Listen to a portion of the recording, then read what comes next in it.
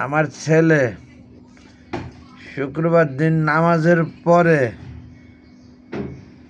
Aquarium পুকুরে গেলে অল্প কটা মাছ ধরে নিয়ে আসছে। এই যে এরকম শ্যাওলা দেখা যাইতেছে, যে এই যে পানা শ্যাওলা না, এটা পানা, এরকম পানায় বলে পুকুর ভরে গেছে, অ্যাকোরিয়াম পুকুর ছাদের উপর।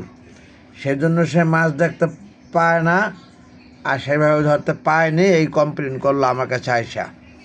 যাই হোক, তারপরেও ধরছে যে কটা, ধন্যবাদ তাকে। আমি যাব অ্যাকোরিয়াম পুকুর ছাদের উপর, যে ভিডিও করে দেখাবো আপনাদেরকে এরকম পানায় নাকি আমার অ্যাকোরিয়াম পুকুর ভরে গেছে, অলৌকিকভাবে জন্ম হয়েছে। রেখে দিচ্ছি বন্ধুগণ, বৃহৎ সম্মানী। আর দীর্ঘায়িত করছি না ভিডিওটা। মাছ অনেক বেশি না, যথেষ্ট মাছ ধরতে পারিনি, তারপরও আলহামদুলিল্লাহ।